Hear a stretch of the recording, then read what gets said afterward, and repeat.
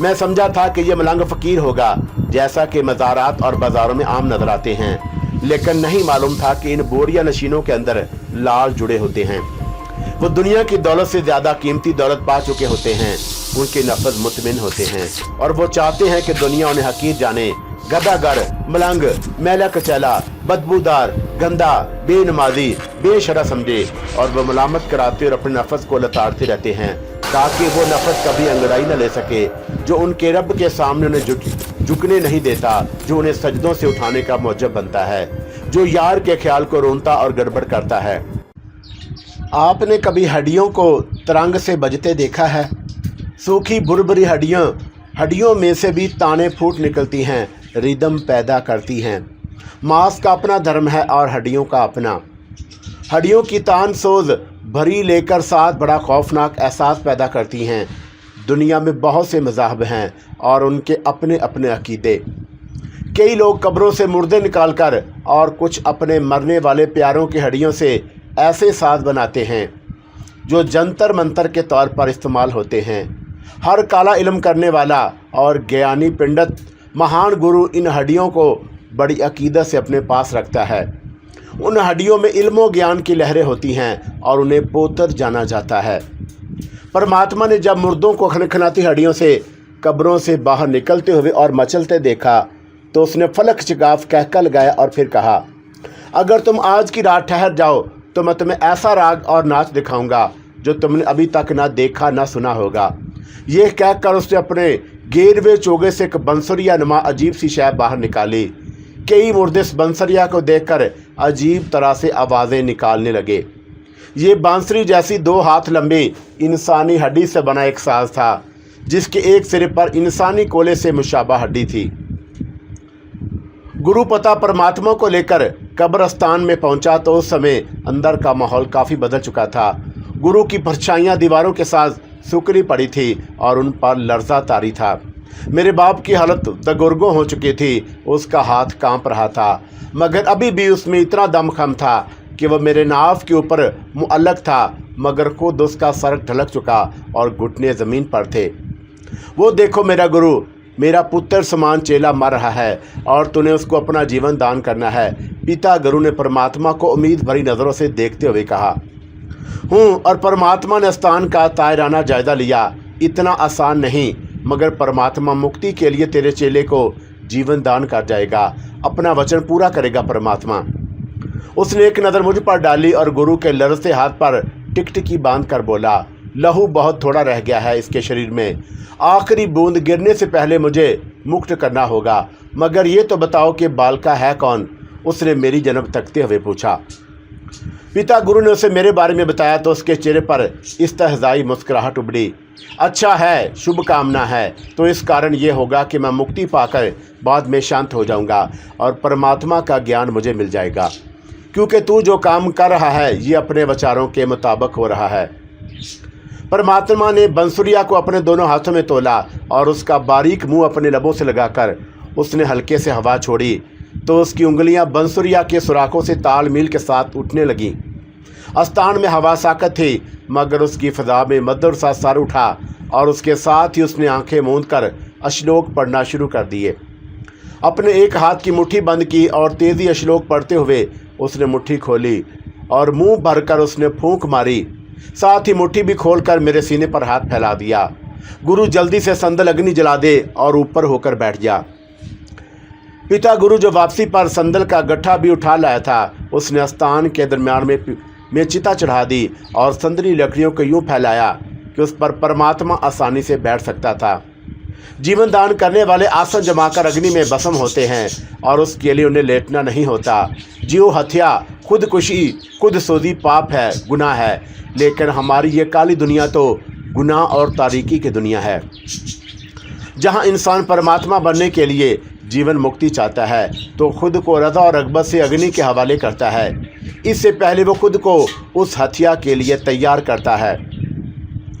परमात्मा ने दोबारा से बंसुरिया पर लब रखे तो हवा के दोष पर सुर बिखरने लगे, अपना तिलस्म फूंकने लगे। हर सुर में एक चाल और ताल थी और वो धीरे धीरे अपना पाँव किसी अल्लड़ की तरह उठाकर ठिलाने लगा। बंसुरियों का सर ऊंचा गूंजता और उसका कदम धीरे से उठता। कोई ऐसी शायद सुरों के संगत में जन्म लेती महसूस हो रही थी।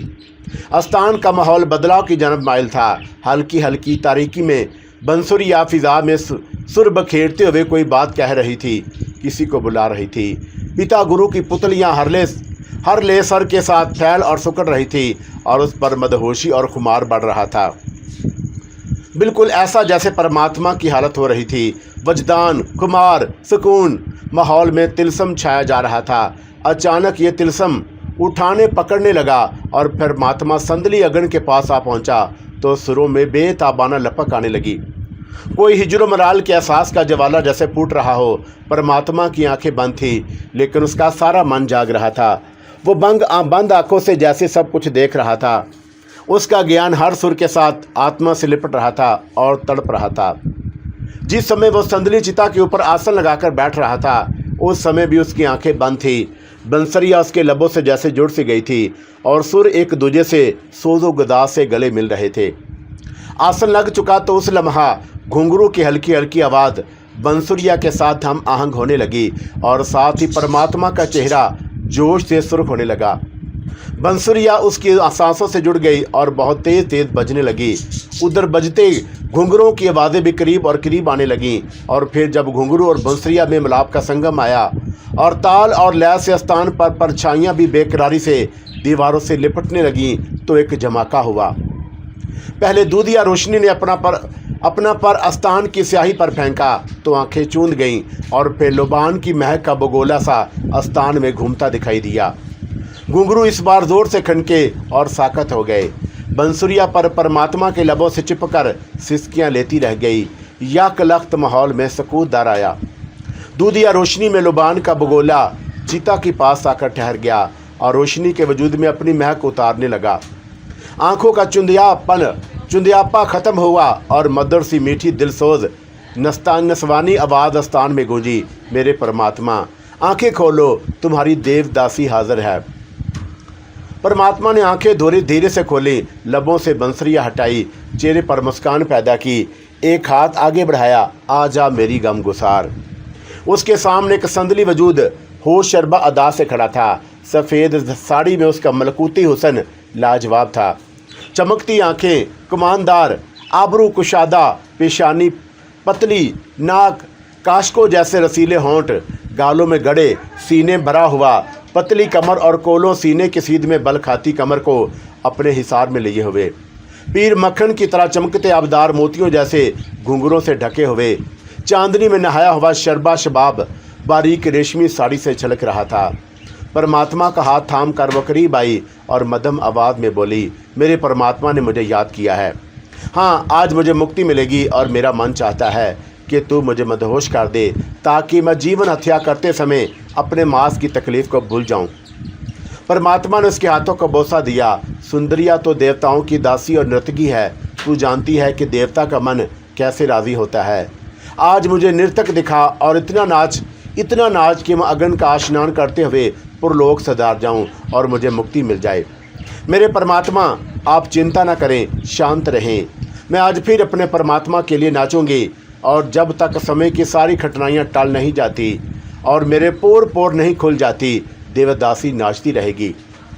सुंदरिया ने धीरे से अपना हाथ खींचा और दोनों हाथ जोड़कर परमात्मा को प्रणाम किया। हल्का सा आगे को झुकी तो साड़ी की एक तार से उसकी पोर छलकने लगी। ये कैसा दिल फरेब समय था, लफ्ज़ों में बयान करना शायद मुमकिन ना हो। यूँ समझ ले कि सुंदरिया के नाज़रीन बदन से रोशनियाँ फूट पड़ी हों, जिनका ज्वाला फट गया हो। दीवारों से लिपटी परछाइयों के मुर्दा तन में भी जिनके बरक बारा से फुदक कर अंगड़ाइयाँ लेने लगे थे। गुरु देवता की आंखें भी खैरा हो गईं, लब फड़फड़ाने लगे, नातवा बदन पर जवानी राशा मारने लगी और अपनी लुंगिया को दोनों हाथों में थाम कर पीछे हो गया। औरत इस जहाँ की हो कि वहाँ की हो, जब उसके बदन की पोर से शबाब के जाम छलकने लगते हैं तो मुर्दे ज़िंदा हो जाते हैं। औरत से बड़ी दवा और नशा कोई नहीं, और ये ऐसी दवा और नशा है जो मर्दों ने बड़े तरीक़ों से अपने इर्द गिर्द फैला रखा है। वो औरत को अपनी तस्कीन और दवाम का बहुत बड़ा सबब जानते हैं और उसके बगैर गुजारा मुमकिन है। परमात्मा के लिए तो सुंदरिया नई नहीं थी, वो सदियों से उसके शोला बदन से आशनान करता जाम पीता आ रहा था। जब सुंदरिया ने पग उठाई तो घुंघरू उसकी रेशमी दूधिया पिंडलियों पर रिदम से बजने लगे। फिजा में धीरे धीरे साजों का तिलस्म बिखरा। सुंदरिया की संगत जो कर रहे थे वो पर्दों में थे। सुंदरिया के पैरों में सिर्फ घुंघरू बज रहे थे।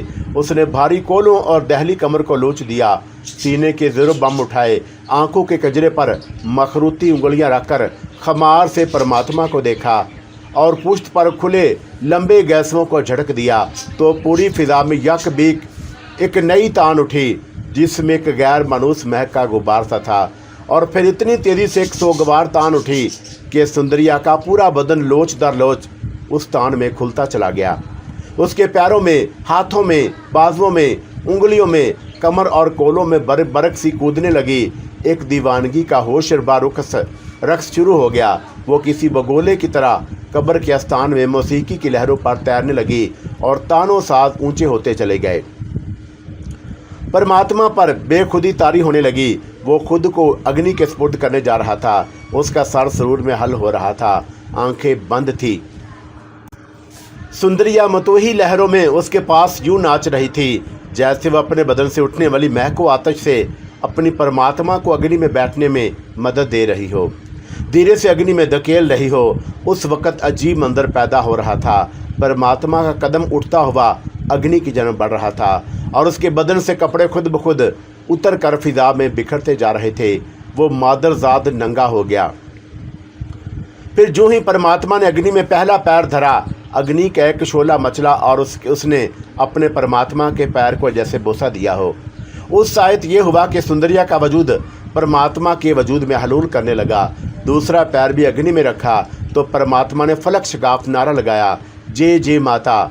ये वो लम्हा था जब सुंदरिया अपने पूरे जोबन से परमात्मा के बदन में जज़ब होना चाह रही थी और उसकी साड़ी तय दर तय खुलती उड़ती अग्नि से बाहर आने लगी और अग्नि के शोलों में दो बदन एक दूसरे में एक वजूद बनते हुए दिखाई देने लगे। मुझे लगा कि ये मंजर ना गुरु पता ने पहले देखा होगा, ना परछाइयों ने। अग्नि में मीठी सिसकियां सी गूंजी और फिर सुर इंतहाई सोज में नीचे आने लगे, मदम होने लगे। दोनों वजूद मोम की तरह पिघल कर एक हो गए और अग्नि के दरमियान बैठते चले गए। अग्नि की लपेटें उनके बदन को चाटने लगीं। एक बार तो अग्नि जोर से भड़की, आस्थान की छत तक नागन की तरह लहराती चली गई। और ये वो लम्हा था जब परमात्मा का सारा बदन मोम की तरह पिघल चुका था। उसके मांस के जलने की कोई बू नहीं आ रही थी। सोजो साथ धीरे धीरे अग्नि के साथ दम तोड़ रहे थे और ये सारा अमल पूरे 1 घंटे में पूरा हो गया। कब्र का स्थान एक बार फिर सन्नाटे में सुन्न हो गया। भड़कती हुई अग्नि बुझ कर राख हो चुकी थी। सुंदरिया अपने परमात्मा के साथ राख की चुटकी में उसी अग्नि में कहीं मिल चुकी थी। उसका वजूद नापीद हो चुका था। गुरु पिता ने एक परछाई को इशारा किया, भाग कर जा और पोतर जल लेकर आ। उस दिन मालूम हुआ कि वो पोतर जल किसको कहते हैं। गाय के पेशाब में गंगा का पानी मिलाकर उस पर शुभद पड़ते हैं तो उनके लिए ये पोतर जल बन जाता है। चंद ही लम्हों में परछाई मट्टी के कटोरे में पोतर जल लेकर आ गई तो पिता गुरु ने वो सारा पोतर जल अग्नि की राख पर छिड़क दिया और बुझती हुई संदली अग्नि से इंतहाई बदबूदार सी भड़ास निकली और सारे समय में पहली बार स्थान में नागवार बू फैल गई। ये बू तो गोया इन मुर्दा परछाइयों के लिए अमृत का दर्जा रखती थी। वो दीवारों से बाहर ऐसे निकली जैसे मक्खियाँ शहद का छत्ता छोड़कर भड़कने लगती हैं। वो सब पिता गुरु के इर्द गिर्द फैल गईं। कोई हरामकारी ना करना और इस समय का ख्याल रखना। मैं अब परमात्मा की राख से अपने गुरु का जीवन वापस लाने लगा हूँ। जो तुम सब का ध्यान रखना, कोई पापी स्थान में घुसने ना पाए। पिता गुरु ने धाड़ कर उन्हें खबरदार किया। परछाइयाँ जो अब तक जैसे गूंगों जैसी लग रही थी, दीवारों से क्या निकली उनकी जुबानें भी, मुंह भी चलने लगे। प्रभु शांत रहें। पिता गुरु ने अग्नि की सारी राख इकट्ठी की और उसको अपनी हथेली में डालकर कोई शुद्ध मंत्र तिंतर पढ़ने लगा। फिर उसने राख की मुट्ठी भींच ली और उसको मेरे बाप और अपने गुरु के सर पर धीरे धीरे उंडेल कर ऊंची आवाज़ में शुभद पढ़ने लगा। उस वक़्त तमाम परछाइयाँ इंतहाई सूरत से उसके गिर्द खड़ी थीं। पिता गुरु ने राख का आखिरी जर्रा भी मेरे वालिद के सर पर उड़ा दिया और अपने दोनों हाथों से उसका सर थाम कर फिर बदबदाने लगा। यूं ही चंद लम्हे गुजरे होंगे कि मेरे बाप ने हिचकी ली और उसका हाथ मेरी नाव से हट गया। मेरी नाव में हरकत पैदा हुई और गंगू की बारीक सी आवाज़ गूंजी, पिता पिता गुरु। पिता गुरु के चेहरे पर रौनक आ गई। उसने एक नज़र मेरी नाव की जानब डाली और दूसरी निगाह उसने मेरे बाप पर डाली, जो हिचकी लेने के बाद अपने पिता गुरु की गोद में किसी मासूम बच्चे की तरह सो गया था। पिता गुरु का अमल कामयाब हो गया था, लेकिन मुझे बेदार होने में एक पहर और लग गया। मुझसे पहले गंगू ने पिता गुरु के साथ एक जाप लगाया था, जबकि मेरा बाप अभी तक सोया पड़ा था। वो अभी तक बेखबर था कि उसका खजाना, उसकी दौलत यानी मैं ज़िंदगी की बाजी जीत गया था और उसके बेदार होने से पहले उसके सराहने बैठकर उसका सुस्ता हुआ चेहरा देख रहा था और बेखबर था कि उसको नया जीवन देने में उसकी काली दुनिया के कितने तागूत मर गए थे, कितने देवताओं को वचन निभाना पड़ा था। जिंदगी किसी पर रहम नहीं खाती, हर पल रमा दमा रहती है, चाहे किसी भी पहलू में दौड़ती रेंगती हुई क्यों ना चल रही हो। अच्छाई बुराई सब उसके संग होता है, किसके मुकद्दर में किस तरह से चलना लिखा है और वो किस अकीदे के साथ सोचता है। ज़िंदगी उसे बेपरवाह है, वो अपना आप इंसान के अमल से ज़ाहिर करती है। मैं जिस दुनिया में पैदा हुआ और मुझे जिस तरह से जीने का सबक दिया गया, मेरे लिए वही सब कुछ था। भला एक बच्चा कैसे इस बात को जान सकता है कि सच्चाई क्या है। जो उसके लाड देखता है और जो उसको सबक देता है, वो उसको अपना सबसे अच्छा उस्ताद और रफ़ीक समझता है। मेरा बाप शैतान था, शैतान का चेला था, लेकिन माँ तो मुकद्दस थी, एक नेक रूह। मैं अक्सर सोचता हूँ कि आग और पानी का मिलाप कैसे हो गया, अच्छी और बुरी रूह कैसे एक दूसरे की जीवन साथी बन गई और फिर ये कि दोनों एक तीसरी रूह को दुनिया में लाने का बाइस बन गई। मैं पैदा हो गया उनके मिलाप से। भाई, ये अल्लाह की कुदरत है, उसकी कारीगरी है। वही जानता है कि जो आज बुरा हो रहा है तो उस बुराई में से आने वाले काल में क्या अच्छा जन्म लेगा। मैं आपके सामने हूँ, उसी कारीगरी का नमूना हूँ। मैं एक बात कह दूँ कि इंसान बहुत से मामलात में बेअख्तियार होने के बावजूद बाअख्तियार हो सकता है, लेकिन उसके लिए इस इंसान के अंदर अच्छाई की कुव्वत होनी चाहिए। उसकी रूह का पाकीज़ा होना ज़रूरी है। चाहे जितने भी बुरे हालात क्यों ना हों, उसकी रूह अच्छी होगी तो बदतरीन हालात में भी वो बुरे बंदे को अच्छा काम करने पर मजबूर कर सकती है। उस रोज़ जब मुझे होश आया तो मैं अपने बाप के सरहाने बैठा था। उस स्थान को देखकर घबराया भी था, क्योंकि ये सब मैं पहली बार देख रहा था। मेरे मुंह से सबसे पहले जो लफ्ज़ निकला वो था गुरु। मैंने गुरु का कांधा हिलाया, गुरु उठो। मैं समझ रहा था कि वह सो रहा है, क्या मालूम कि बेहोशी क्या होती है। जब गुरु ने आंखें नहीं खोली और मैंने दोबारा उसको हिलाया तो यकदम माहौल की वहशत से घबराकर मैं सिसक पड़ा, अब्बू उठो और मैंने अम्मा के पास जाना है। एक छोटे से बच्चे के पास अपनी माँ के सिवा कौन सी ताकत होती है जो उसको घबराहट से बचा सकती है। बच्चे के लिए उसकी माँ और बाप ही वाहिद कुव्वत और सहारा होते हैं, और उस अजनबी माहौल में माँ और बाप को पुकारना ही तो बनता था। पिता गुरु ने मुझे रोते देखा तो बोला, बब्बर पुत्रा, अभी तेरा गुरु जाग जाएगा। मैंने उसको पहली बार देखा और बड़ा अजीब सा लगा। वो शख्स जो बाद में मेरे लिए काबिल ताज़ीम गुरु बन गया था, लेकिन इस वक्त मैं बहुत घबराया हुआ था। मुझे उसकी पहचान नहीं थी। मेरी अम्मा कहाँ है? मुझे अम्मा के पास जाना है। नहीं बब्बर, इस कलमोई का नाम ना ले, वरना तेरा गुरु उठेगा नहीं। पिता गुरु ने लाड से कहा, मैं और तेरा गुरु वही तेरी माँ भी हैं। नहीं, मैंने अपनी माँ के पास जाना है। ये कहकर मैंने गुरु का कांधा हिलाना चाहा तो यका पिता गुरु के पास बैठा। एक बाशतिया फुदक कर गुरु के पेट पर आ बैठा। मैं हैरत से उसको देखने लगा। उसकी शक्ल मेरे जैसी थी। कई लम्हे मुंह खोले मैं उसको देखता रहा। मैं तेरे साथ हूँ बब्बर। वो सीखता हुआ मेरे पास आया। उसका कद यही कोई 1 फुट होगा, इंतहाई दुबला पुतला, कपड़ों से आज़ाद। उसने हाथ आगे बढ़ाया, मुझसे दोस्ती कर लो, फिर हम दोनों खेलेंगे। उसने हाथ बढ़ाया, लेकिन मैंने उसका हाथ नहीं थामा। बब्बर, मेरा हाथ पकड़ लो, उसने बारीक सी लिहाजत भरी आवाज़ में कहा। मैं तुम्हारा बहुत ख्याल रखूँगा, तुम्हें ऐसी ऐसी मीठी चीज़ें लाकर दूंगा जो तुमने पहले नहीं खाई होंगी। मैं उसको खामोशी से देखता रहा, हाथ फिर भी आगे नहीं बढ़ाया तो उसने गर्दन मोड़कर पिता गुरु को देखा। पिताजी, बब्बर दोस्ती नहीं कर रहा। कर लेगा, मचलता क्यों है? पिता गुरु जो चंद कदम पर खड़े थे वो मेरे पास आया और सर पर हाथ रखकर कहा, बब्बर पुत्र, तू हमारा शेर है। उसने बालशती की तरफ इशारा किया। ये गंगू है, तेरा मुख, तेरे जीवन की परछाई। मैं इन लफ्ज़ों के मानी नहीं जानता था, इसलिए उन लफ्ज़ों ने मुझ पर कोई तासर नहीं छोड़ा। लेकिन बाद में जब भेद खुले तो मुझे गंगू और अपने दरमियान तअल्लुक़ की वजह समझ आ गई। वो एक परछाई ही था, मगर कितनी बड़ी, जो फैलती तो कहाँ कहाँ नहीं, उसका साया दराज होता था। तो उससे यारी गांठ ले बब्बर। पिता ने अपना हाथ से मेरे सर को सहलाते हुए कहा। मैंने महसूस किया कि जब पहली बार उसने मेरे सर पर हाथ धरा था तो इतना नरम और मुलायम नहीं था। उसकी उंगलियों की सख्ती साफ तौर पर महसूस हुई थी, लेकिन अब की बार जैसे वह हाथ ना कोई रुई का गुड्डा हो। और मैंने सर उठाकर उसकी तरफ देखा। मेरे पुत्र, हम सब तेरे हैं। गंगू को तू अपना भाई समझ। मैं नहीं जानता कि इस बार पिता गुरु के लहजे में और उसके हाथ में कैसा तासर था कि मैं उसका घायल हो गया और अपना हाथ गंगू की जान बढ़ाया। मैं उस वक़्त को नहीं भूल सकता। गंगू ने अपना हाथ मेरी जान बढ़ाया तो उसका छोटा सा हाथ मेरे हाथों में आते ही किसी फौलादी चमचे की तरह सीधा हो गया। मैंने हैरान होकर देखा कि मेरे हाथ में क्या चीज़ आ गई। गंगू बालशतिया ही दिखाई देता था और उसका हाथ चिपटा हुआ चमचे की तरह। गंगू मेरे तासरात देकर बोला, तू नहीं जानता, लेकिन मैं तुझे बताई देता हूँ कि मैं तुझसे बड़ा हूँ, पूरे 9 महीने बड़ा। उसने पिता गुरु की तरफ इशारा से देखा। क्यों पिताजी, मैं बब्बर से बड़ा हूं ना? पिता गुरु ने सर हिलाया तो गंगू ने हाथ पीछे खींच लिया और मेरे बाप के सीने पर चढ़ गया। अपने छोटे छोटे हाथों से उसकी मूछें साफ करने लगा। मुंह से फूंके मारकर उसके चेहरे से खाक सी उड़ाने लगा। ये उसी जीवन राग के दर्रे थे जो परमात्मा और उसकी सुंदरिया ने अग्नि में बैठकर बलिदान की थी। मंडप सजाओ। मेरे पास खड़े पिता गुरु ने दीवार की जनब रुख करके परछाइयों को मुखातब किया। हमने अपने पुत्र को जगाना है अब। पिता गुरु ने गंगू को मुखातब किया।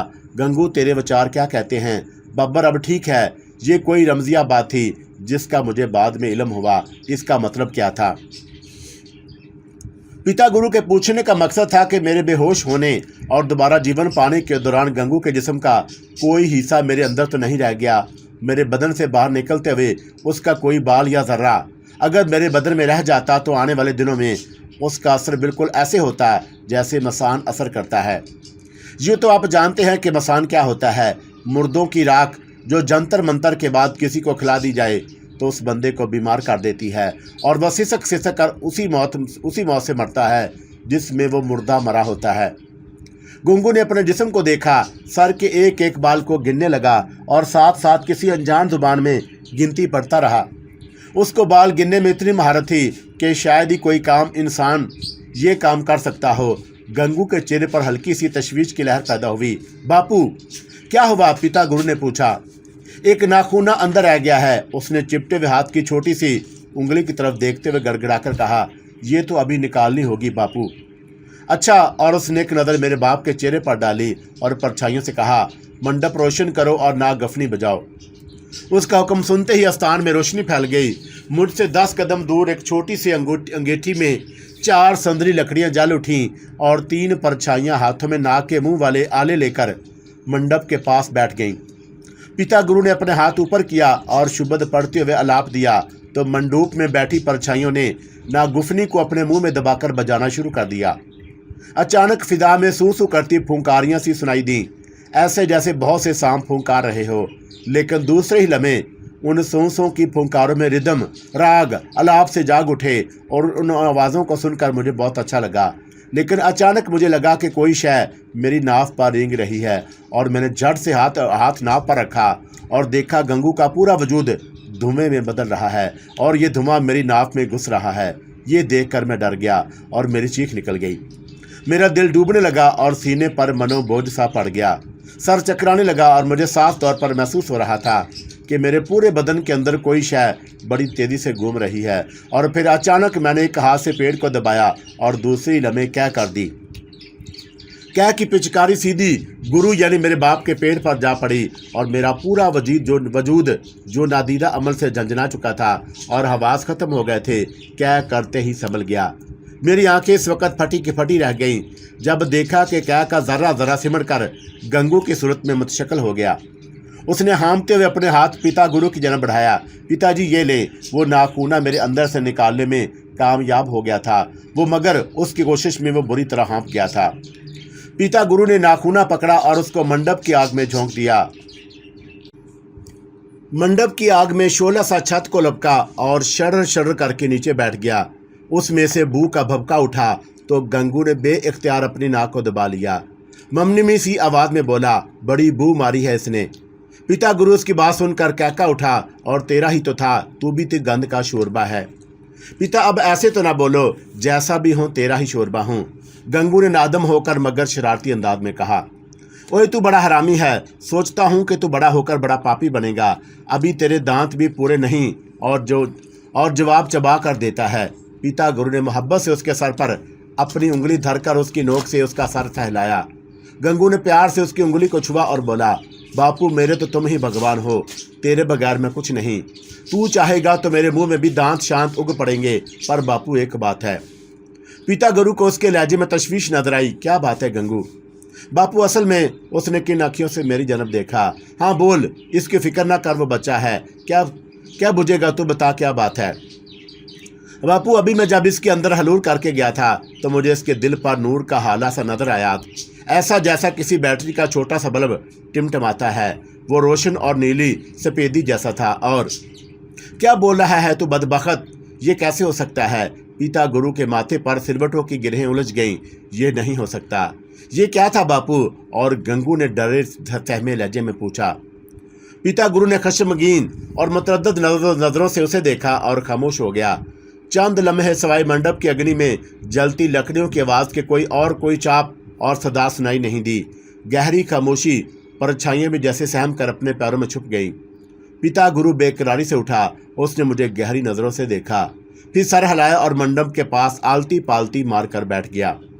ज़र लबशुबत पड़ने लगा और चंद लम्हे बाद उसने आंखें खोली और दोनों बाजू खोल कर दायरे की शक्ल में लहरा कर उसने हाथ अग्नि मंडप से चंद हाथ पीछे ज़मीन पर टिकाए और सजदे में गिर कर बदबदाने लगा। बस मुझे उसका एक लफ्ज़ सुनाई दिया था, माता रक्षा करना अपने सेवक की। सजदे से सर उठाकर उसने गंगू को इशारा किया। उस पर उसकी माँ का जादू चल गया है। बापू उसकी माँ तो पक्की मुसलमान है, वो कैसे जादू कर सकती है? गंगू ने अपने तई जो बात की उसमें मासूमियत घुली हुई थी, लेकिन पिता गुरु का हाथ यकजक उठा, लेकिन वो दांत पिस कर रह गया। हरामी तू नहीं समझता, कहने का मतलब है कि उसकी माँ पक्की मुसलमान है। वो उस पर नूरानी इल्म की फूंके मारती और उसको नूर वाला पानी पिलाती रहती है। याद रख, तूने इसके दिल में जो जुगता देखी है, ये उसी वजह से है। जब कोई मुसलमान कुरान पढ़ता और वज़ाइफ पढ़ता है, मुकद्दस पानी पीता है, तो उस पर हमारे सारे हरबे कामयाब नहीं होते। जब तक पूरा दिल काला ना हो जाए, कोई भी काली माता का पुजारी महात्मा नहीं बन सकता। अब सोच के बब्बर का दिल काला कैसे करना है। बापू क्षमा चाहता हूँ, आप जैसे महान के होते ये कैसे न हाथ आवेगा, गंगू बोला। और फिर मैं तो हूँ ना, जब गंगू दुनिया में आ गया है तो बब्बर भी हमारी दुनिया में आवेगा। हाँ ठीक बोलता है, पिता गुरु ने कहा। ये बिल्कुल ठीक बात है, हम देखते हैं कि यह कहाँ तक जावेगा। पिता गुरु ने आलती खोली और मेरे बाप के पास आ ठहरा। उसने चंद घड़ियाँ उसका चेहरा देखा और हाथ दीवार की तरफ बढ़ाकर बोला, जल दे। एक परछाई का हाथ दीवार से निकला और उसने एक प्याला सा पिता गुरु के हाथ में दे दिया। पिता गुरु ने अपना दाएं हाथ फिजा में बुलंद किया, एक मंत्र पढ़ा और हाथ से ऐसे इशारा दिया कि उसके साथ ही कब्र का सहान एक बार फिर नागफनी की पुरसोज फुंकारती सुरों में डूब गया।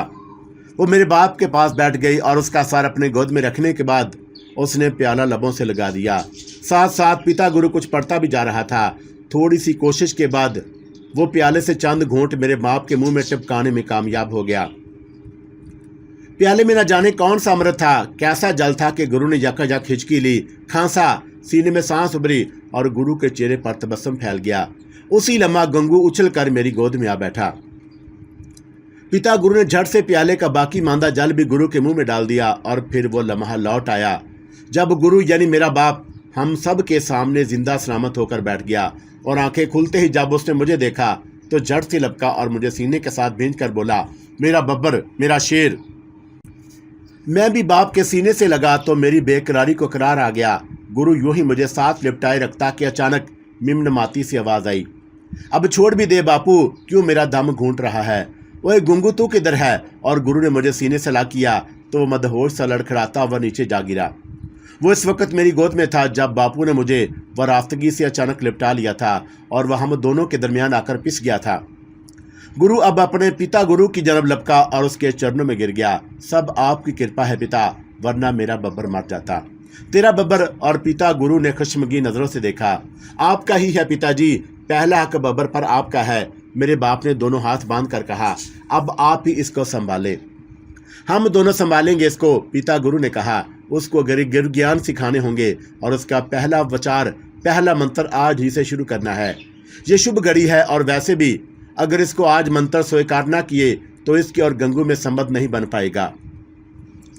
पिता गुरु ने मेरे बाप को मेरे दिल के उजाले और नूर से बेआगाह कर दिया। उसके चेहरे पर तशवीश उभरी और उसने फौरन कहा, पिता गुरुजी आप शुरू करें, देर ना करें। अब मुझे नहीं मालूम था कि वे मेरी तकदीर का फैसला कर रहे हैं, मुझे अंधेरों और शैतानों की राह पर चलाते हुए पहला सबक देना चाह रहे हैं।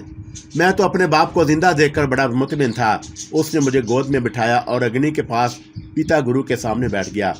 मैंने देखा कि गंगू पिता गुरु की गोद में बैठ गया था और पिता गुरु उसका सर हस्बे मामूल उंगली की पोर से सहला रहा था।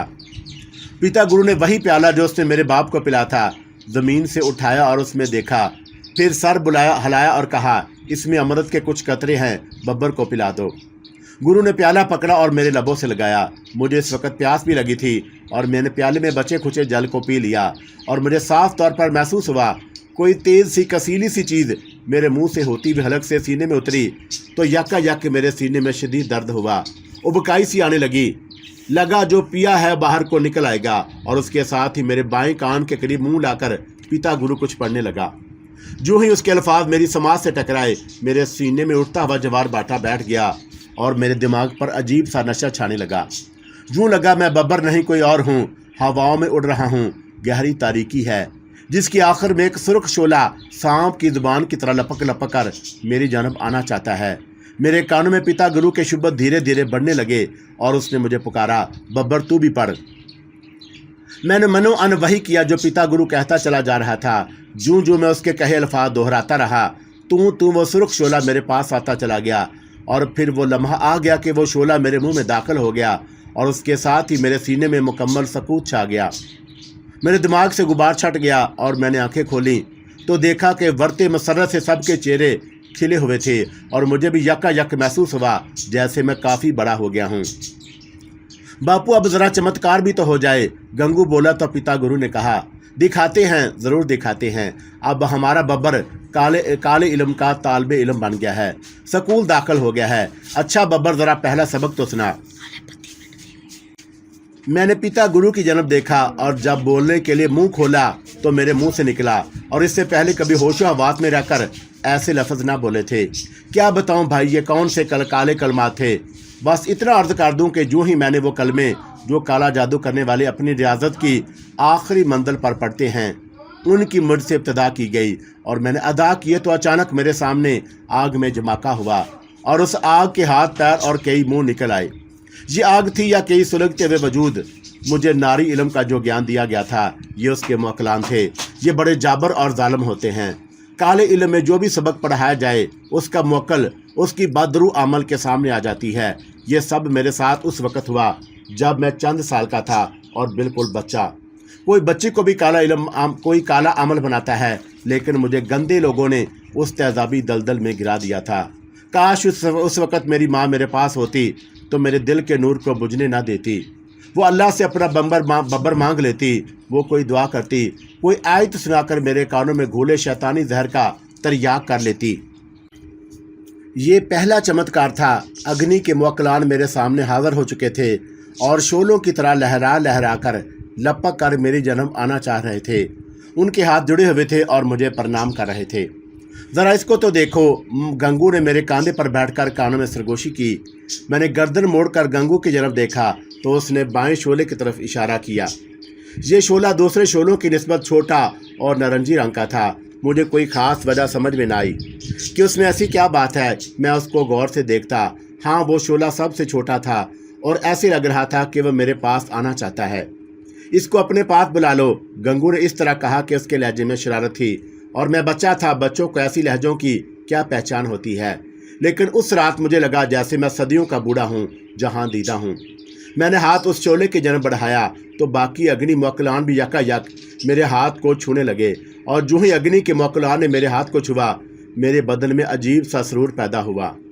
हल्की सी लहर हाथों से होती हुई दिमाग तक पहुंच गई और इससे पहले कि मैं अपना हाथ यूं ही अग्नि मोकलान के हाथों में दिए रखता, पिता गुरु ने हाथ से उन्हें परे झटकने का इशारा किया और मैंने दूसरे हाथ से उन्हें परे धकेल दिया। वो सब सिमट कर एक हो गए। अग्नि का परतू एक हो गया, सीधी धार में एक शोला बन गए और मैंने साफ तौर पर देखा कि वो छोटा सा नारंगी शोला उन सब में नुमाया हो गया। मैंने हाथ आगे बढ़ाकर उसको पकड़ लिया, अग्नि को पकड़ लिया, लेकिन जो ही वो नारंगी शोला मेरे हाथ में आया, वो सिरकता हुआ, फैलता हुआ, लचकता हुआ मेरी कलाई पर लहराने लगा और मैंने कलाई अपने सामने की तो वो मेरे चेहरे के बिल्कुल सामने आ गया और उस वक़्त मैं हैरत से दंग रह गया। वो अग्नि का कोई शोला नहीं था, एक छोटी सी गुड़िया जैसी बची थी, गंगू जितनी, और मैं कलाई को अपने और करीब आंखों के सामने ले आया। अग्नि धीरे धीरे नन्हे वजूद में ढल गई थी और बिल्कुल गंगू की तरह दुखने लगी थी। वो प्रभु नमस्कार, उसने नन्हे हाथों को जोड़कर प्रणाम किया। इस दौरान मुझे लगा कि मेरे कानों के पास कोई चीज़ रेंग रही है। बेख्तियार होकर मैंने कान खुजलाने की कोशिश की तो यक यक गुंगू मन में आया, मैं हूँ, क्या करते हो? उसकी आवाज़ पर मेरा बाप और पिता गुरु दोनों ने फलक शिकाफ कहकर लगाया। बब्बर तो समझा था कि कोई कीड़ा उसके कान पर चढ़ गया है और कहीं लड़ ना जाए। पिता गुरु ने हंसते हुए कहा, हाँ बापू, कह लो जो कहना है। कभी कहते हो गंध हो और अब कहते हो कि कीड़ा हूँ। गंगू खफा होकर मिनमिनाया। तो मेरे कान पर क्यों चढ़ा था? और मैंने पहली बार उसको बेतकल्फी से मुखातब किया, किसी दिन मारा जाएगा तू। उसमें मेरा क्या दोष है? इतना सा तो हूँ, तो बड़ा होगा तो मैं भी कद निकालूंगा, पर इससे कोई फायदा नहीं होगा। तो फिर भी उसका 1000वां हिस्सा ही रहेगा। हर 6 फुट का हो गया और तू बस इतना सा 6 इंच 7 इंच से बड़ा नहीं होवेगा। पिता गुरु ने मुसलसल उसे छेड़ा। इससे बेहतर है कि मुझे अग्नि में अभी जला दो। गंगू ने कहा, अगर तुम नहीं जला सकते तो लो, मैं खुद कूद जाता हूँ। उसकी बात सुनकर अग्नि में जन्म लेने वाली गुड़िया का नकरई कहका गूंजा। वो हंसी तो जलतरंग सा पैदा हुआ और गंगू को उसका हंसना बहुत ही बुरा लगा। अच्छा, अब तू भी मेरा मजाक उड़ाएगी? नमस्कार गंगू भाई, मैं तो। वो अपने लबों पर हाथ रखते हुए हंसी दबाते हुए बोली तो गंगू को दो जैसे आग लग गई। बापू, वो चिल्लाया, मुझे अग्नि की भीन चढ़ा दो, जल्दी से मुझे भस्म कर दो बाबू। मैं ये क्या सुन रहा हूँ? देखो ये छाया क्या बक रही है बापू। इससे पहले कि ये मुझे फिर भाई बोले, मुझे फटाफट जला दो। गंगू की जंजलाहट ने कब्र के स्थान में कहकों की बारिश कर दी। ना कर मेरे भाई। मैंने गर्दन मोड़कर उसकी जनब देखा। वो मकरबाज चेहरा झुकाए मसनूई खफगी से नाराजगी का ढोंग नचा रहा था, क्योंकि जैसे ही मैंने उसे मुखातब किया वो तेजी से मेरे कंधे को डलवान भराकर कलाई तक पहुंच गया और अग्नि वाली गुड़िया से 2 इंच पीछे रुक गया। छाया, तू जानती है कि मैं तेरा वीर नहीं, मुझे भाई क्यों बोलती है? अब अगर तूने ऐसा बोला तो मैं। उसने आंखें दिखाकर उसे मुखातब किया तो मालूम हुआ कि उसका नाम छाया है।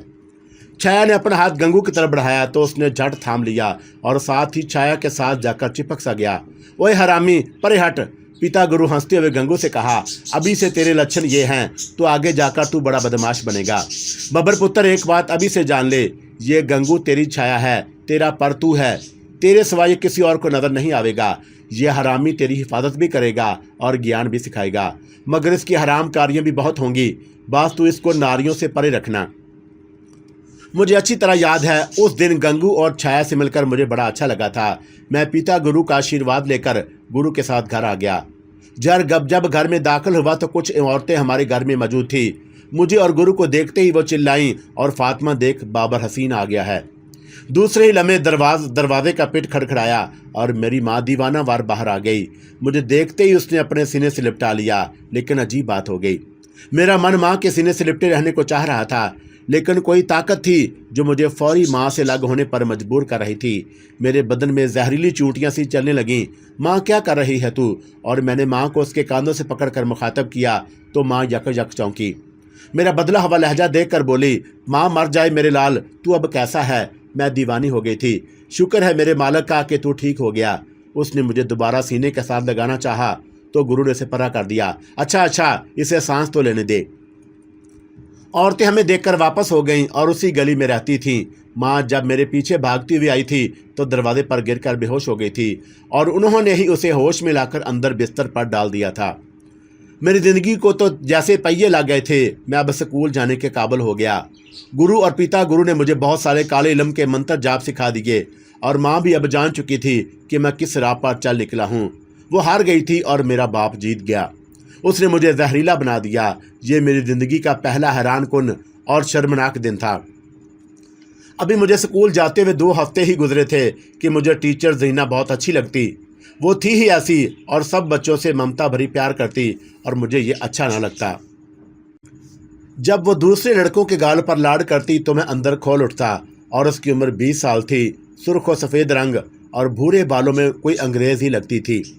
बड़ी शफीक और हंसमुख थी। मेरे साथ भी बड़ा प्यार करती। मेरा दिल चाहता कि वह मुझसे यूं ही प्यार करती रहा करे। और उस वक़्त बज़ाहिर 5 साल का हो चुका था, लेकिन अंदर से पूरा था मैं।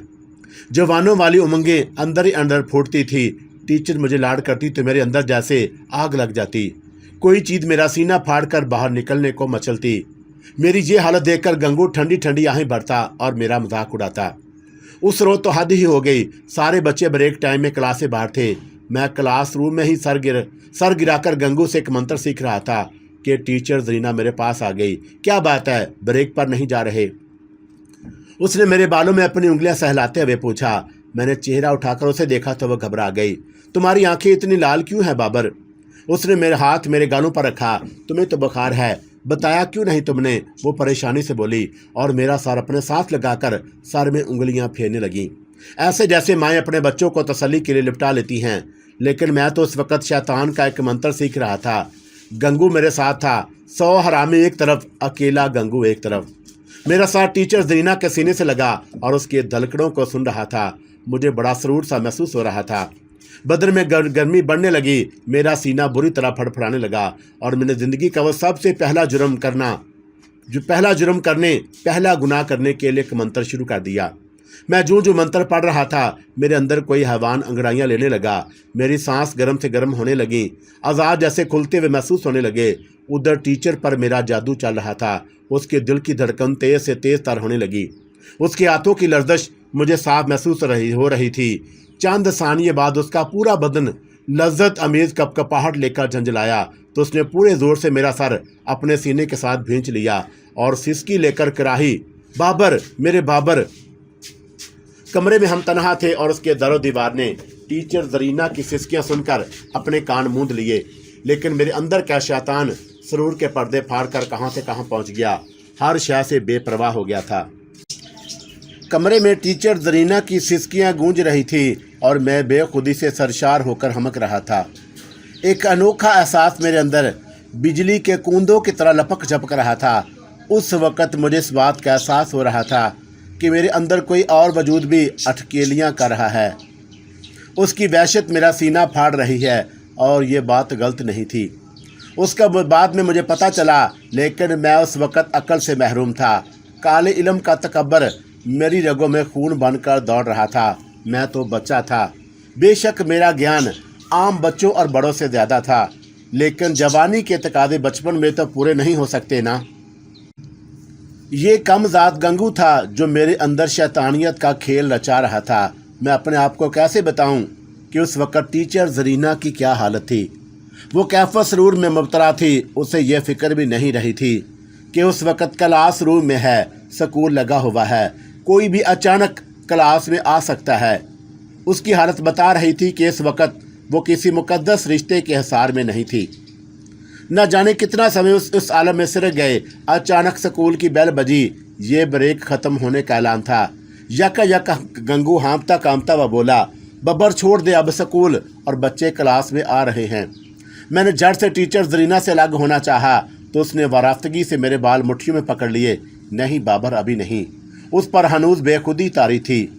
इस दौरान बच्चे क्लास में आ चुके थे और उनमें से एक बच्चा बोला, वो देखो आज बाबर की जी भरकर पटाई हो रही है।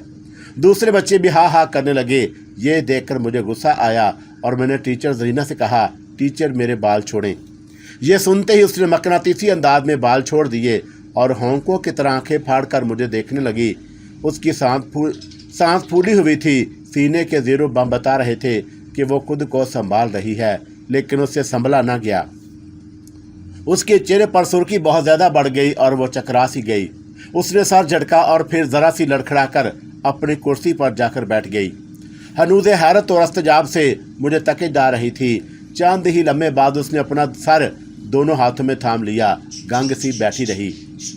बच्चे उसकी हालत देखकर खामोश थे। अचानक दरवाज़ा खुला और हमारी मैथ के टीचर यास्मीन अंदर आ गई। वो मोटी और अधेड़ उम्र खातून थी। टीचर जरीना उसकी आमद से बेखबर थी। क्या बात है जरीना, तबीयत तो ठीक है? टीचर यास्मीन ने उसके पास आकर पूछा तो वो चौंक उठी। हाँ मैं ठीक हूँ। टीचर जरीना ने खुद को संभालने की कोशिश की और खाली नज़रों से मुझे एक बार फिर देखने के बाद क्लासरूम से निकल गई।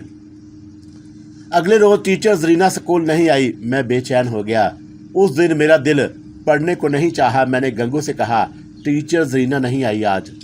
हाँ यार, मुझे भी उसका इंतज़ार है। यार बड़ी मीठी चीज़ है तेरी टीचर, बड़ी अच्छी टीचर है और मुझसे बड़ा प्यार करती है। मैंने कहा तो गंगू कह के लगाने लगा, अब तो तेरे प्यार में दीवानी हो जाएगी बब्बर, तो उसके प्यार में अभी से दीवाना हो चला है। गंगू ने मुझे चुटकी काटी, बाज आजा, तेरी अभी उम्र ही क्या है, तू क्या बकवास कर रहा है? मैं कोई दीवाना शिवाना नहीं हूँ। और मैंने उसका हाथ परे हटाया तो अचानक मेरा हाथ बेख्याली से साथ बैठे बच्चे की रान पर जा लगा, जो इस वक्त पेंसिल की मदद से मैथ की कॉपी पर नोटिस लिख रहा था। हाथ इतने जोर से लगा था कि पेंसिल कॉपी में खुप गई और कागज फट गया। उसने मुझे देखा और फिर ऊंची आवाज में रोते हुए बोला, टीचर ये देखे, बाबर ने मेरी कॉपी फाड़ दी। टीचर यास्मीन गुस्से से बिन भराती हुई मेरे पास आई। उसने हाथ में छोटी सी छड़ी पकड़ी हुई थी। क्यों फाड़ी है कॉपी? टीचर ने मेरी ठोड़ी पर लगाकर बेरहमी से मेरा चेहरा ऊंचा किया। जानबूझकर नहीं फाड़ी, गलती से मेरा हाथ लग गया था, मैंने साफ गोई से बताया। नहीं टीचर, इसने जानबूझकर फाड़ी है। बच्चा गधे की तरह रोने लगा तो टीचर ने मुझे खड़ा होने का हुक्म दिया। बच्चे से माफ़ी मांगने और उसको नई कॉपी लाकर देने की सज़ा सुना दी। और पहली बार मुझे शदीद गुस्सा आया और ऊंची आवाज़ में बोला, मैं क्यों मांगू माफ़ी? मैंने कोई गलती नहीं की। मेरी आवाज़ सुनकर टीचर को गुस्सा आ गया और उसने छड़ी मेरे कंधे पर मारी। मुझे काफ़ी दर्द हुई। मैं कह रहा हूँ कि मैंने इसकी कॉपी नहीं फाड़ी, आप मुझे क्यों मार रही हैं? और इस बार मेरी आवाज़ में ऐसी दहशत और गुर्राहट थी कि टीचर एक लम्हा के लिए रुक गई। मेरी आंखों से जैसे आग निकल रही थी। मेरा पूरा बदन तप गया था। पूरी क्लास दुबक गई और मैंने टीचर की तरफ गुस्से से देखा और अपना बैग उठाकर क्लास से निकल आया। गुस्से से मेरा बुरा हाल था, खून खौल रहा था। उसी लम्हा गंगू मेरे पास आया। बब्बर, गुस्सा नहीं करना, मैं टीचर यास्मीन को सजा दूंगा। मैंने कहा तो बब्बर ने मेरा कांधा थपका। नहीं, इस तरह तुम नंगे हो जाओगे। क्या बकवास करते हो? मैंने उसे डांटा। यार मतलब कि सबको इल्म हो जाएगा कि तुम महाशक्ति बच्चे हो और ऐसा नहीं करना। चलो मैं तुम्हारा गुस्सा उतारता हूँ। गंगू ने बड़ी मोहब्बत से मेरा गुस्सा उतारा। चलो टीचर जीना के घर चलते हैं। मैं चौंका। क्यों? पूछते हैं कि आज वो स्कूल क्यों नहीं आई? गंगू ने शरारत से कहा और मैंने छुट्टी के बाद टीचर जीना के घर जाने का इरादा कर लिया। टीचर जीना का ख्याल आते ही मेरे दिल का गुबार छट गया था।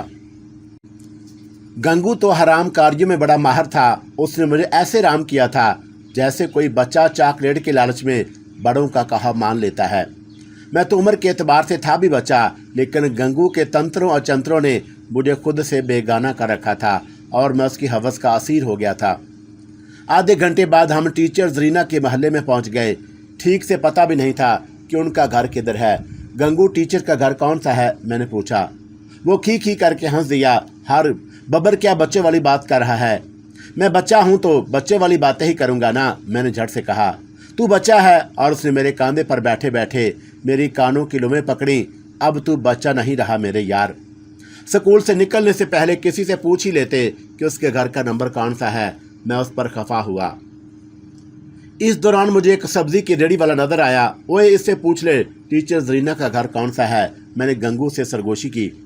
तू पागल है? टीचर जरीना के घर का पता किसी से पूछने की क्या ज़रूरत है? गंगू ने नागवारी से जवाब दिया। मैं हूं ना, अभी खुद मालूम कर लेता हूं। तू कैसे पता करेगा? मैंने किताबों से लदा हुआ बैग सड़क के किनारे रखा और हाँफते हुए कहा, मैं ये बोझ उठाते उठाते थक गया हूँ। अगर तुझे पता है कि तो जल्दी से बता, टीचर जरीना का घर कौन सा है? मैंने थकन और बेताबी से कहा। मैं हैरान था कि मैं पहले तो कभी बैग उठाए रखने से नहीं थकता था, लेकिन आज 1 किलोमीटर के इलाके में घूमते रहने से मैं थक गया था और मेरा दिल अभी तक अजीब अंदाज में धक धक कर रहा था। मैंने गौर किया, ये कफियत और हैजान कल से था, उस वक़्त से जब से मैं टीचर जरीना से जुदा हुआ था। मैं अपने बैग पर बैठ गया। गंगू तेज सीटी जैसी आवाज़ में बोला, तो अब पिसार कर बैठे रहो, मैं अभी गया और अभी आया। कहाँ जा रहे हो, मैंने कहा, और मैं भी साथ चलता हूँ। तू कैसे जाएगा, मैं तो हुआ हूँ और तू जीता जागता गोश्त और हड्डियों का मिनश। उसकी बात मैं समझ गया, और अब इतनी तो मुझे समझ आ चुकी थी कि इस शैतानी मखलूक को आने जाने में इंसानों जैसी कोफत का सामना नहीं करना पड़ता। मैं बैग पर बैठा गंगू का इंतज़ार करने लगा और मुझे एक एक लम्हा भारी लगने लगा। यूं ही कई मिनट गुजर गए तो सामने का घर का दरवाज़ा खुला और एक पठान नुमा शख्स बाहर निकला। उसने मुश्तबा अंदाज में गली के दाएं बाएं देखा और फिर मेरे पास आकर बोला, क्या हुए बहुआ बच्चे, रास्ता भूल गए?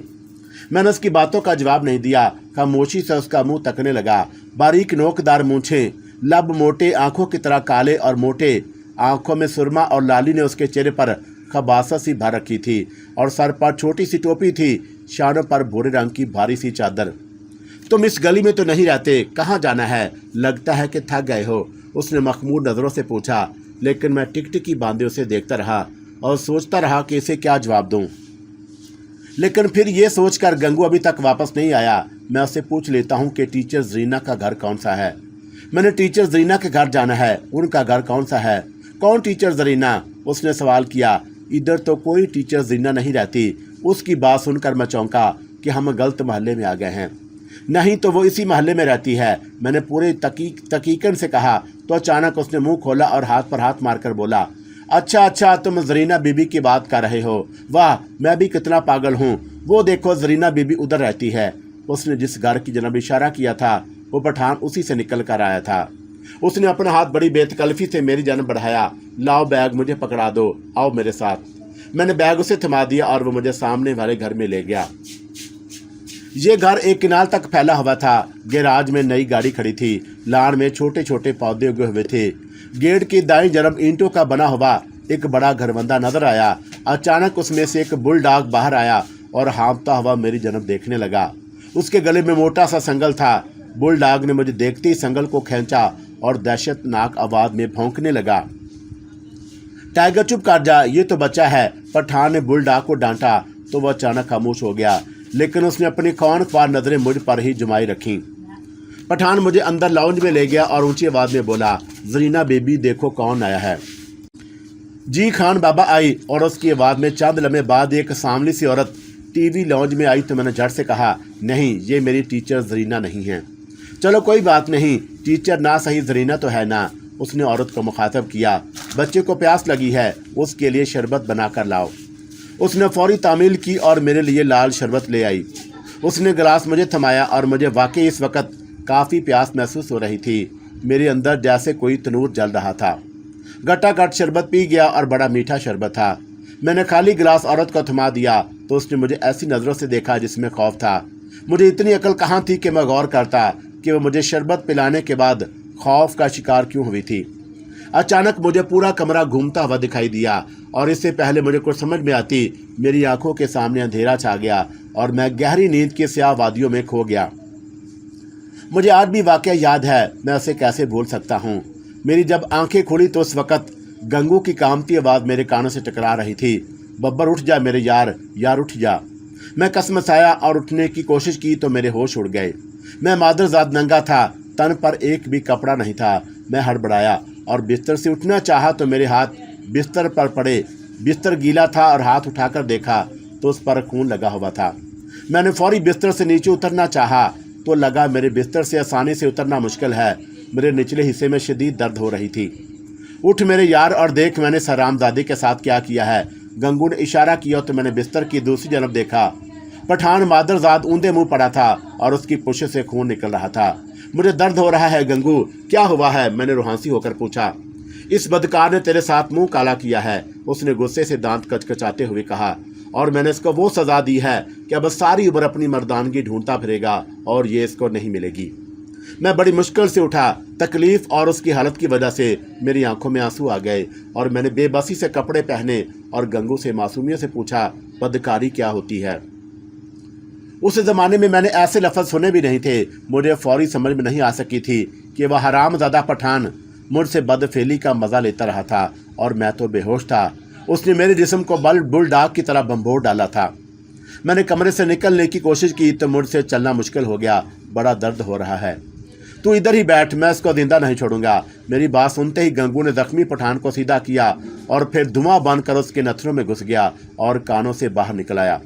अब ये खारशी कुत्ते की तरह सड़कों पर भौंकता फिरेगा, सारी जिंदगी कपड़े ना पहन सकेगा। और उसने मेरा हाथ थामा और सिसक कर बोला, मैं तुझसे शर्मिंदा हूँ मेरे भाई, मैं अभी तेरा इलाज कर देता हूँ। ये कहकर उसने मेरी नाक पर अपनी छोटी सी नोकीली उंगलियां रखीं और मेरे देखते ही देखते वह हवा में तहलील होकर मेरी नाक की गहराइयों में उतर गया और चंद ही लम्हों बाद दोबारा बाहर आ गया और अपनी शक्ल में आते ही वो मेरे कंधे पर बैठ गया। अब कैसा महसूस होता है? मैंने कदम उठाया तो बिल्कुल नॉर्मल लगा और मेरे बदन का दर्द जाता रहा था।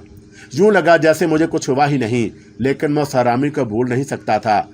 जब हम नीचे आए तो जरीना बीबी दिखाई ना दी। अलबत्ता यूं ही मैं पोर्च में पहुंचा तो बुलडॉग बेकरारी और खून खवारी से ऐसा गुड़ाकर भौंकने लगा जैसे उस पर आफतें टूट पड़ी हों। तेरी जुबान भी बंद करता हूँ, गंगू गुर्राया, और ये लो बब्बर कुत्ते के सामने इसको फेंक दो। उसने मुझे गोश्त का टुकड़ा दिया और मैंने जूही कुत्ते की तरफ उछाला। उसने उछल कर उसके मुंह में झपट लिया और एक ही लम्हे में निगल गया। गोश्त का टुकड़ा खाने के बावजूद वो भौंकने लगा, लेकिन अब उसमें वो तेज़ी नहीं थी, बल्कि वो खौफ से सहमी आवाज़ में गुर्राने लगा और पिछले कदमों हटने लगा। जब तक हम बाहर निकले उसकी गुर्राहट बंद हो चुकी। आखिरी हिचकी लेकर वो परलोक सुधार गया। तुम कहाँ मर गए थे? बाहर निकलते ही मैं गंगू पर नाराज़ हुआ, और अगर वह मुझे मार ही देता तो कैसे मार देता तुझे, और मैं उसके सारे ख़ानदान को ख़त्म ना कर देता। गंगू ने तेज़ी से कहा और बताया कि असल में जब मैं टीचर जरीना की खुशबू सूंघता हुआ उस परछाइयों के सांगुस तक पहुंचा तो वो गुस्ल खाने में नहा रही थी और मैं लानत तुझ पर गंगू, तुझे शर्म नहीं आती। मैंने उसकी बात काटते हुए कहा, अगर टीचर को पता चल जाता तो? वाह यार, तू भी कितना पागल है, भला कोई हवा को भी देख सकता है। उसने हल्का सा कहका लगाया तो जान जाएगा बहुत जल्द मेरे यार कि मैं जहाँ किसी नारी को देखता हूँ मेरे मन में अग्नि जल उठती है, राले मुँह से टपकने लगती हैं। गंगू ऐसा ही था। वो मुझे टीचर जरीना के घर तक ले गया और मैंने दरवाज़ा खटखटाया तो एक बूढ़ी औरत ने दरवाज़ा खोला। मैंने उसे बताया कि मैं टीचर जरीना का शागिर्द हूँ और उससे मिलने आया हूँ। इस दौरान अंदर से टीचर जरीना की आवाज़ आई, मामा कौन है? तेरे स्कूल से ये बच्चा आया है। वो टीचर जरीना की वालदा थी और अभी तक मैं दरवाजे से बाहर ही खड़ा था। कौन आया है इस वक्त? टीचर जरीना भी बाहर आ गई। दुपट्टा उसके सीने पर था, बाल गीले थे, चेहरे का अंगूरी रंग खिला हुआ था। मुझ पर नज़र पड़ते ही वह चौंक सी गई। हैरत से मुझे देखा, हल्का सा घबराई, लेकिन फिर उसके चेहरे पर ऐसी मुस्कुराहट रेंगने लगी जिसमें औरतों की आशाएं भरी होती हैं। दहलीज पार करते हुए मेरे मन में जो जवाला बेकरारी से ईंटने लगा था। टीचर जरीना ने मेरा हाथ प्यार से थाम लिया। उसकी माँ ने बड़ी मोहब्बत भरी नज़रों से मेरी जलब देखा, मेरे गालों पर प्यार करते हुए कहा, माशाल्लाह कितना प्यारा बच्चा है। उन्हें क्या मालूम जिससे वह बच्चा कह रही हैं वो किन पापियों के घन लेकर पैदा हुआ है। उसकी मासूमियत के पर्दे में कितना बड़ा शैतान अटकेलियाँ मारता है। टीचर जरीना बोली, जी अम्मा, बड़ा प्यारा बच्चा है। उसने मेरा हाथ दबाकर अपनी माँ से कहा तो मुझे उस वक़्त तक कतई मालूम नहीं था कि जब कोई औरत किसी का हाथ फरते जज्बात में दबाती है तो उसके मन में क्या होता है। हाँ, याद आया, मैंने बाज़ार जाना था बेटी, तेरी तबीयत की वजह से नहीं जा रही थी। अब तेरा स्टूडेंट आ गया है तो मैं ज़रा बाज़ार से हुआ हूँ। टीचर जरीना ने झट कहा, हाँ क्यों नहीं अम्मी जान। उसने मुझे अपने पहलू से लगाकर मान से कहा कि मैं बाबर से बातें भी करूँगी और उसको पढ़ा भी दूँगी। क्यों बाबर, पढ़ना है ना? और उसकी आंखों की चमक में शरारत का नासूर फैला हुआ था। कुछ देर बाद टीचर जरीना की माँ ने अपना बैग उठाया और बाज़ार चली गई। हम दोनों ड्राइंग रूम में बैठ गए। टीचर जरीना ने पूछा कि अब कहो किस लिए आए हो? पता नहीं, यक मेरे मुंह से निकला तो गंगू हरामी मेरी कान के पास मिनमनाया, ये क्या गजब करते हो बब्बर, कहो कि मैं तेरे लिए आया हूँ सुंदरिया। टीचर जरीना खिलखिलाकर हंसी और उसने अपने गीले बालों को उंगलियों से खोला और फैलाकर अपने कांधों पर बखेर लिए। उसने चूड़ीदार सफ़ेद पजामा पहना हुआ था, नीला तंग कढ़ाईदार कुर्ता उसकी दिलकशी और शबाब को दो आशा कर रहा था। उसने टांग पर टांग जमाई और कोहनी टांग पर आकर थोड़ी उस पर टिकाई और मखमूर गहरी नज़रों से देखा। अच्छा, तो तुझे मालूम नहीं बाबर कि तुम मुझसे क्यों मिलने आए हो? इससे पहले कि मैं कुछ बोलता गंगू ने मुझे चुटकी काट खाई। बोल ना। मैंने बेइरादा अपना कंधा उचकाकर गोया अपने तीन गंगू को झटका था। क्यों, क्या हुआ? गंगू तेजी से बोला। जुबान बंद कर, मैंने उसे डांटा। खामोश क्यों हो गए बाबर? टीचर जरीना के सामने यकायक जैसे मेरी जुबान बंद हो गई थी। मैंने आंखें नीची कर ली। ओहो, अब शर्म आ रही है मेरे नन्हे हीरो को। टीचर जरीना हंसी और बोली, इधर आओ मेरे पास। उसने मुझे इशारा किया। मैं लम्हा भर के लिए जैसे मबहूत हो गया और उस सानिये में गंगू बेताबी से चीखा, बब्बर तुझे क्यों सांप सूंघ गया है? उठ और सुंदरी छीला के साथ चिपक कर बैठ जा। गंगू मुझे समझ नहीं आ रही कि मैं उसे क्या कहूँ और मैंने उसे अपनी गैर मुतवक्का हालत के बारे में बताया। ओहो मेरे प्रभु, मैं समझ गया कि तू ठंडा पड़ गया है। ये कहकर वो खबीस मेरे सांसों से उतरता हुआ मेरी नाक तक पहुँचा और किसी नाग की तरह कुंडली मार कर बैठ गया। मैं अज्ञान लेने लगा हूँ। उसने कहा, ज़रा सांस बंद रखना, आंखें भी बंद कर लो। मैंने आंखें बंद की और मेरे हवास में किसी गहरी गर्म धुंध की तरह फैलता चला गया और मुझे लगा कि मेरे पूरे बदन में कोई शय बेताबी से गर्दिश कर रही है। फिर मेरे कानों में टीचर जरीना की आवाज़ उभरी, ओह मेरे खुदा, ये मैं क्या देख रही हूँ? और मुझे एहसास हुआ कि टीचर जरीना बिल्कुल मेरे पास मौजूद थी। उसने मेरा हाथ थाम लिया और बोली, इतनी शर्म आ रही है तुम्हें आज? कल तो मुझे तूने पागल कर दिया था शक्तिमान, और मैं अभी तक बेकल हूँ। मुझे अभी तक तेरा लमस मारे जा रहा है। ना जाने तुम्हारे अंदर ऐसी क्या बात है बाबर कि मैं तेरे सामने हार गई। मुझे तो लगा जैसे तो बच्चा नहीं और शोला जवान मर्द है।